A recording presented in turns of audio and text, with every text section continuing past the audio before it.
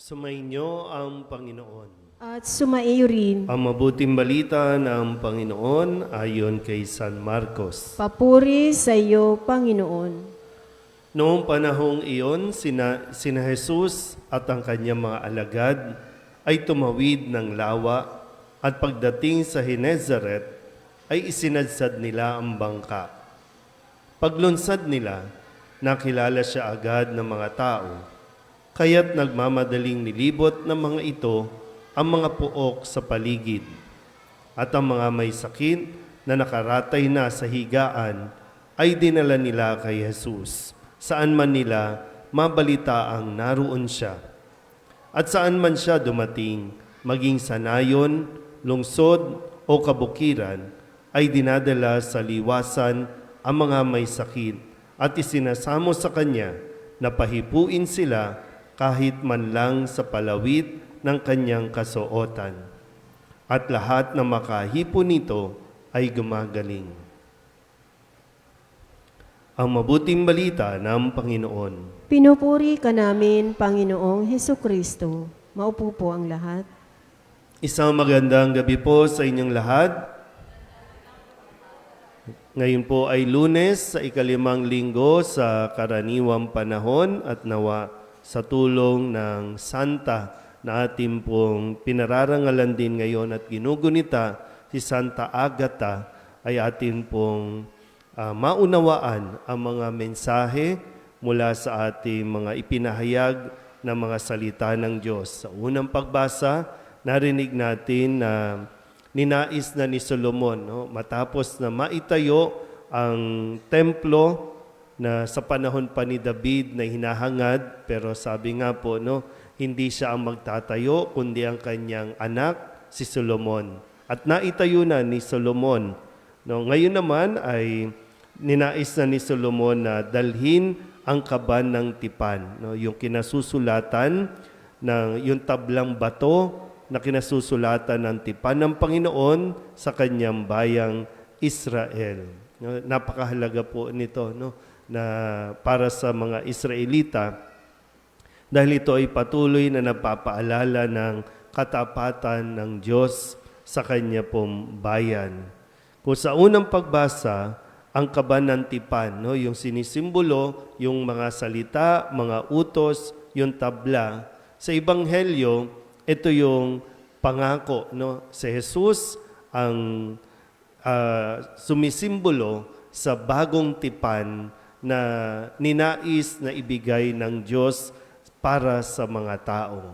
At itong bagong tipan na ito, pakikipagtipan ng Diyos ay talagang nagdudulot ng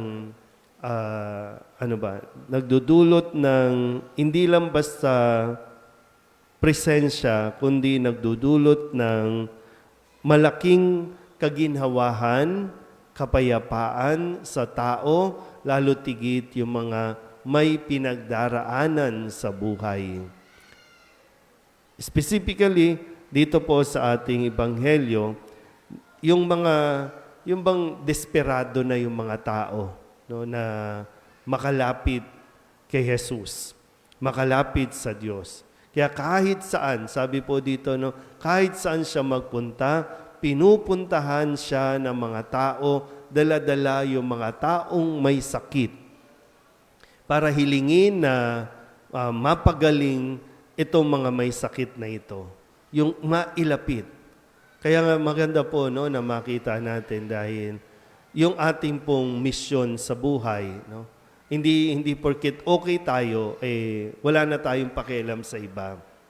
Sa ibang balikan natin ulit, Sa unang pagbasa, sa pamamagitan ni Solomon, nailapit niya yung kaban ng tipan. Mailapit niya ang presensya ng Diyos para sa mga tao. Kasi kung manulungkot ang mga tao noon, kailangan nila ng mapupuntahan. Kailangan nila ng yung bang magpapaalala sa kanila na hindi sila iniiwan ng Diyos. Sa Ebanghelyo, sa tulong ng mga ibang tao din, nailalapit yung mga may pangangailangan, lalo tigit kagalingang pisikal, papunta kay Jesus.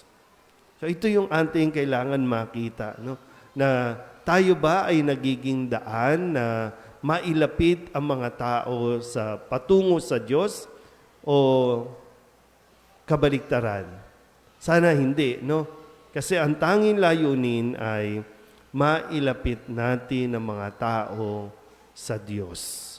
Kung lalo tigit, kung tayo na nakakakita, nakakakilala kahit papano, no, sa gawain ng Diyos, sa presensya ng Diyos, meron tayong pananagutan na dalhin ang mga tao patungo kay Jesus. Yan yung sabi dito, no, kahit man lang palawit, no, ng laylayan ng damit o kasuotan ni Jesus, gagaling sila. Ngayon, sa panahon natin, hindi lang laylayan, hindi lang palawit yung ating nahahawakan o ibinibigay sa atin. Mismong katawan, no? Katawan ni Jesus sa banal na Eucharistia, ang bagong tipan na lagi mapapaalala, ito yung pinakamahalaga sa atin, pinakamahalaga sa buhay ng tao. Hindi lang mas yung kagalingan na hinahangad natin na manumbalik tayo, yung sigla natin, mawala yung sakit, kundi yung mismo mapa sa atin, mahawakan natin, hindi lang laylayan, kundi buong katawan at dugo ni Kristo. Parang minsan ang ganda lang sabihin, no? Pero maraming tao ang hindi naniniwala o hindi makumbinsi na si Kristo sa anyo ng tinapay, ito ang kailangan natin. Ito ang magpapalakas sa atin. Ito ang magpapanumbalik ng sigla ng ating mga medyo nanlulupaypay na mga katawan.